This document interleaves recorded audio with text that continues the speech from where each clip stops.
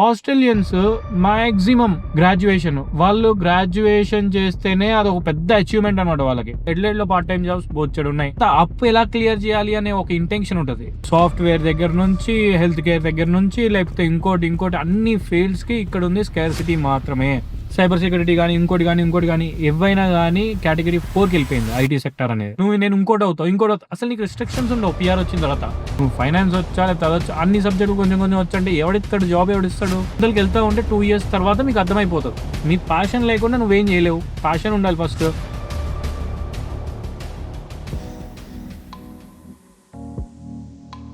Hello అందరికీ.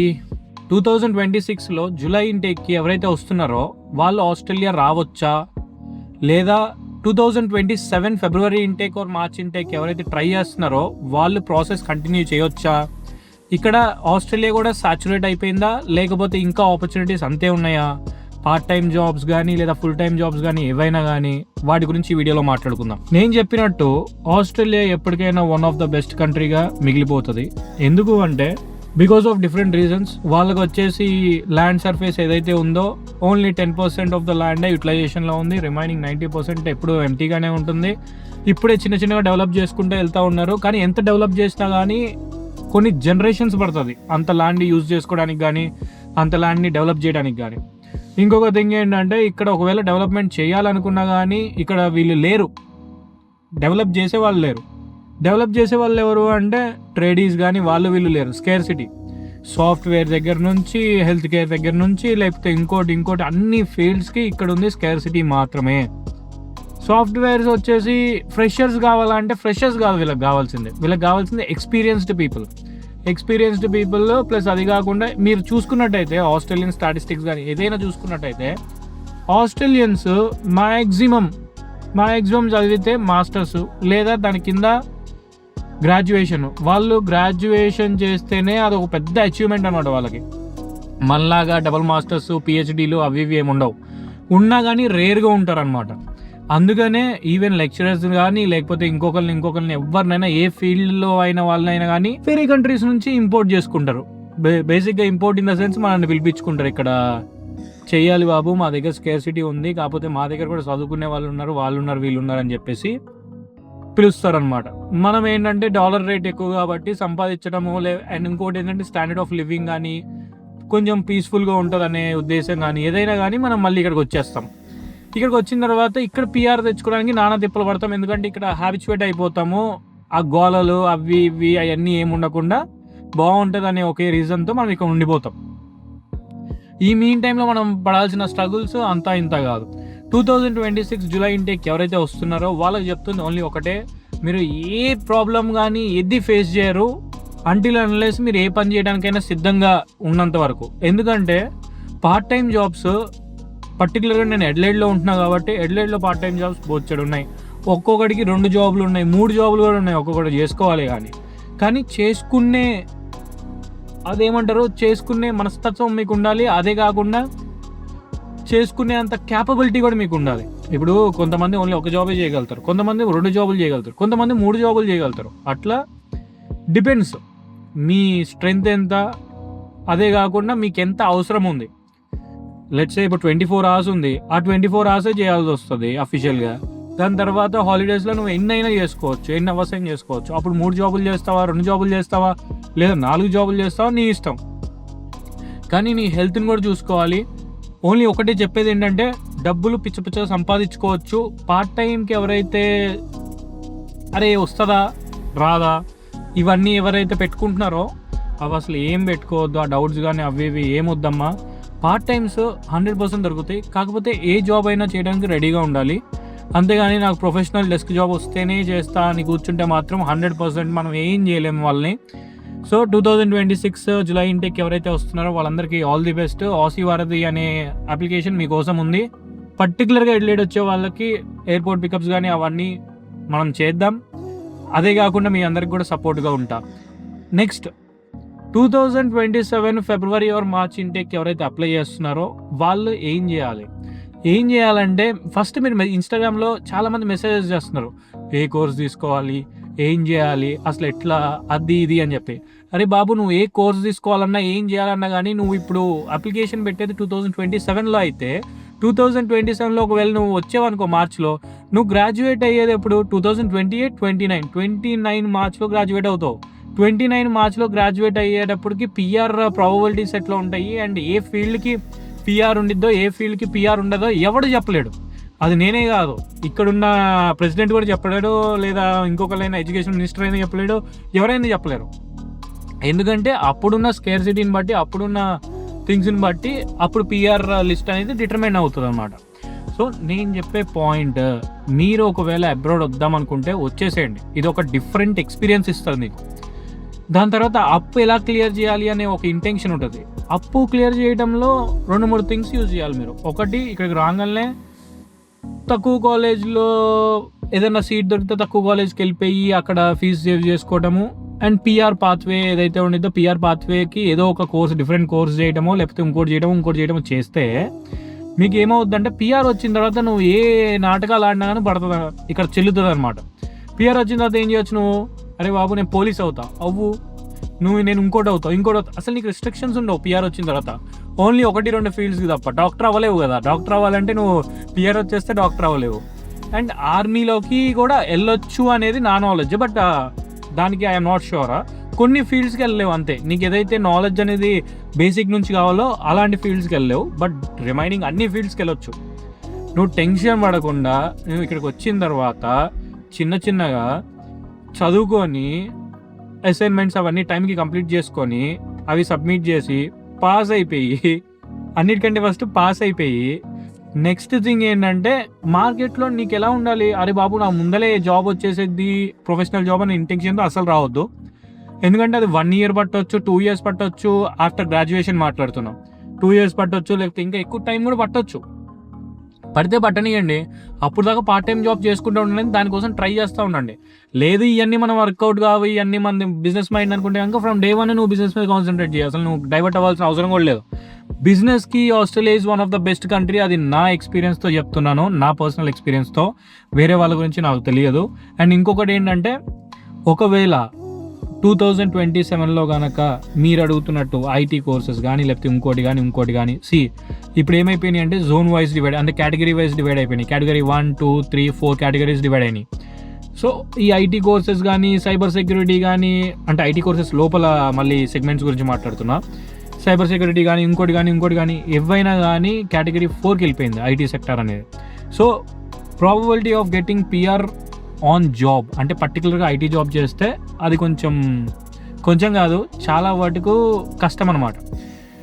Different courses ఇక్కడికి వచ్చిన తర్వాత మీకు అర్థమైపోతుంది 6 monthsలో. అరే బాబు, ఈ కోర్స్ వర్కౌట్ అవుతుందేమో, ఈ కోర్స్ చేయాలేమో, ఆ కోర్స్ చేయాలేమో, అది ఇది అని చెప్పేసి ఉంటుంది అనమాట. ఆ కోర్స్ చేయాలని ఉంటే కనుక చేసేసేయండి. అస్సలు మీరు దాని గురించి ఆలోచించకండి. ఆ కోర్స్ చేయాలనుకుంటే చేసేసేయండి. మీకు ఒకవేళ అది వర్త్ అనిపిస్తే, నేను మారాలా, నేను ఐటీకి వచ్చా, నేను మళ్ళీ ఇక్కడ ఎర్లీ చైల్డ్హుడ్కి వెళ్ళాలా, లేకపోతే ఇంకో దానికి వెళ్ళాలా, ఇప్పుడు వెళ్ళబోయాం అనుకో, తర్వాత ఏమైంది తెలుసా? రేపన్న రోజు 2 సంవత్సరాల తర్వాత మళ్ళీ స్టార్ట్ చేయాల్సి వచ్చింది పిఆర్ పాత్వేకి. సో ప్లాన్ చేసుకోండి. ఇక్కడికి వచ్చినప్పుడు plan A, plan B, plan C, కనీసం 3 ప్లాన్లు పెట్టుకోండి పిఆర్కి.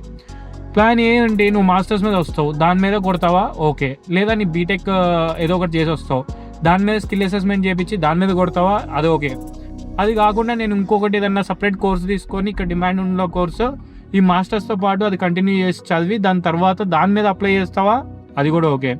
లేదు అలా కాదు, నేను స్పాన్సర్షిప్కి వెళ్తాను, నేను కనుక ఎవరన్నా ఉంటే కనుక నాకు స్పాన్సర్ చేసేవాళ్ళు, నేను ఫస్ట్ నన్ను ప్రూవ్ చేసుకున్న తర్వాత అది చెఫ్గానా లేకపోతే ఇంకో దానిలాగా నేను ప్రూవ్ చేసుకొని వాళ్ళని స్పాన్సర్షిప్ అడుగుతా అంటే కనుక అది కూడా ఓకే.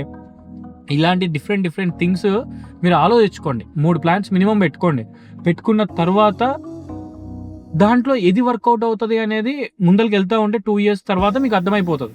మీ ప్యాషన్ లేకుండా నువ్వేం చేయలేవు. ప్యాషన్ ఉండాలి ఫస్ట్. ప్యాషన్ ఉంటే మాత్రమే ఏదైనా చేయగలుగుతావు. సో ఆ ప్యాషన్ ఏంటో ఫస్ట్ మీరు ఫైండ్ అవుట్ చేసుకొని దాంట్లోనే ఒకవేళ స్పాన్సర్షిప్ అయితే స్పాన్సర్షిప్, ఇంకొకటి అవన్నీ ఫైండ్ చేసుకోండి. నేను ఫైనల్గా ఒక విషయం చెప్పనా మీకు, 2027లో రా, 2028లో రా, 2029లో రా, ఇక్కడ ఏం మ్యాటర్స్ అంటే నీ స్కిల్ మ్యాటర్స్. నీకు ఎంత స్కిల్ ఉంది అని చెప్పేసి మ్యాటర్స్. అంతేగాని నువ్వు 2027లో వస్తున్నాను నాకు పిఆర్ వస్తుందా, 2028లో వస్తాను నాకు పిఆర్ వస్తుందా, ఇవన్నీ కాదు. ఎట్ దట్ టైమ్ అప్పుడు ఏది డిమాండ్లో ఉంటే ఆ ఫీల్డ్ మనకు వచ్చి ఉండాలి, లేదా ఆ ఫీల్డ్లో మనం ఉండడమైనా ఉండాలి.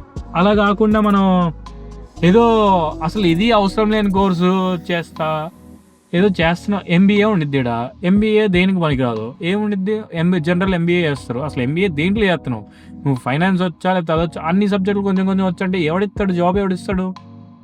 సో అట్లా ఉండదు.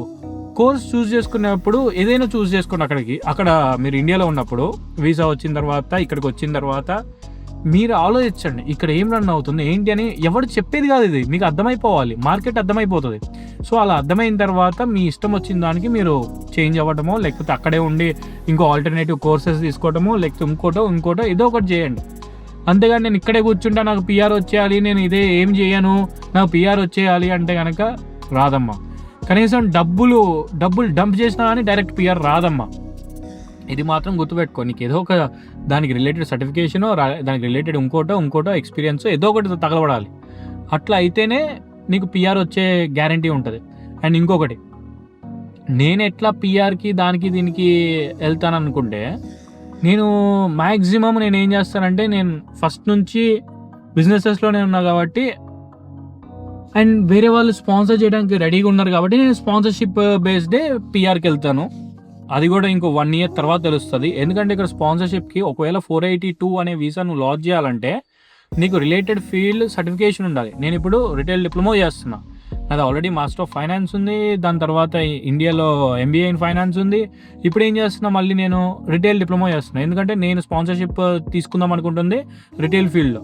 రిటైల్ డిప్లొమా చేసి దాని తర్వాత ఏంటంటే దాని మీద 482 వీసా లాంచ్ చేద్దామని చెప్పేసి. ఎందుకు?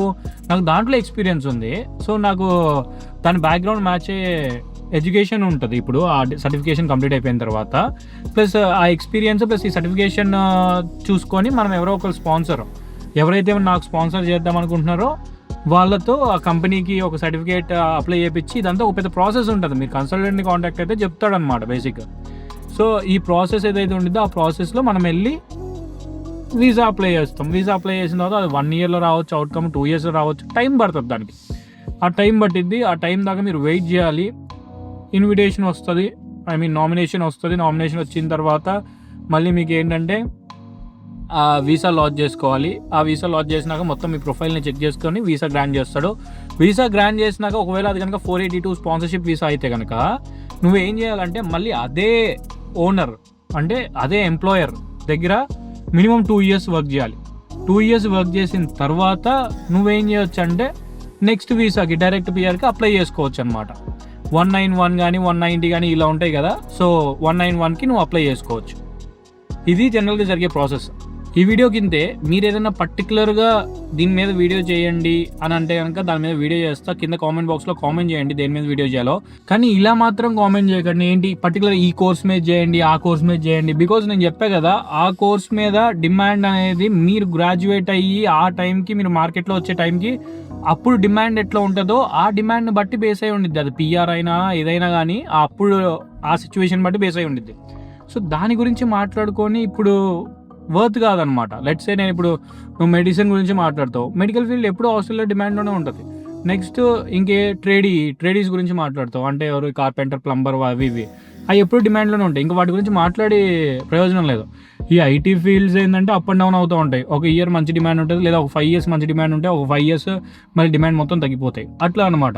సో నువ్వు గ్రాడ్యుయేట్ అయ్యి ఇదంతా అయ్యేటప్పటికి ఎలా ఉండిద్ది సిచ్యువేషన్ అనే దాని మీద డిపెండ్ అయి ఉంటుంది నీకు పిఆర్ ఎంత స్పీడ్గా వస్తుంది అని చెప్పేసి. సో ఆస్ట్రేలియా ఎవరైతే రావాలనుకుంటున్నారో యు ఆర్ మోస్ట్ వెల్కమ్. ఒకవేళ ఎడ్లైడ్ వస్తే మళ్ళీ చెప్తున్నా, మా సపోర్ట్ మీకు 100% ఉంటుంది. పార్ట్ టైం జాబ్ అయినా కానీ ఏదైనా కానీ 100% చేయడానికి ట్రై చేస్తాము. అలా అని చెప్పి నీకు పార్ట్ టైం జాబ్ తీసుకెళ్ళి పెట్టిస్తా అని కాదు, బట్ రిఫరెన్సెస్ ఇవ్వడానికి కానీ what ever it is I will try my best అనమాట. మా టీం కానీ ఎవరైనా కానీ ట్రై చేస్తూనే ఉంటారు. అండ్ ఎప్పుడు మీకు హెల్ప్ చేయడానికి ఇక్కడ ఉన్నాం. ఈ వీడియో కింద నెక్స్ట్ వీడియో మళ్ళీ కలుద్దాం.